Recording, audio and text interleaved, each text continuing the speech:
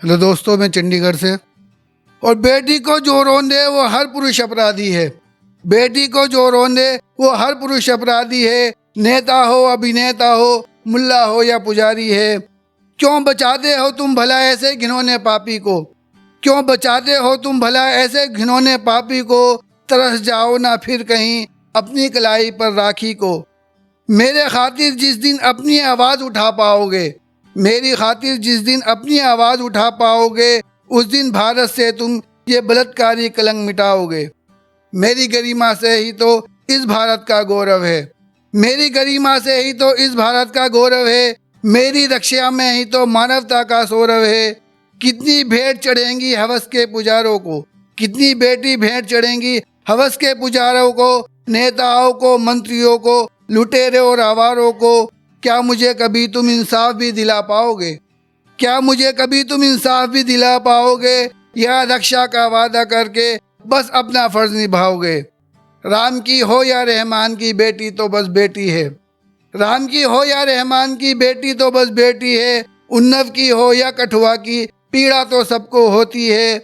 उतार दो सियासत ने लगाया है जो धर्म का चश्मा, उतार दो सियासत ने लगाया है जो धर्म का चश्मा। कोई भी गैर नहीं है भारत में, हर कोई है अपना।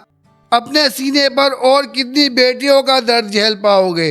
अपने सीने पर और कितनी बेटियों का दर्द झेल पाओगे? इंसाफ दिलाओ बेटियों को तो तुम भी जिंदा कहलाओगे।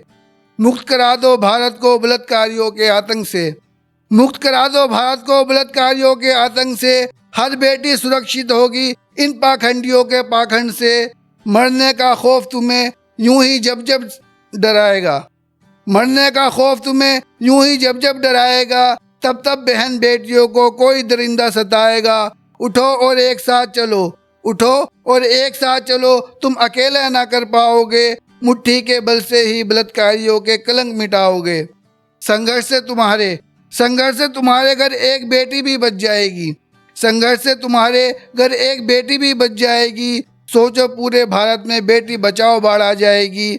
यदि किसी की बेटी को इंसाफ तुम दिलाओगे, यदि किसी की बेटी को इंसाफ तुम दिलाओगे, मानवता गर्व करेगी, तुम सच्चे इंसान कहलाओगे।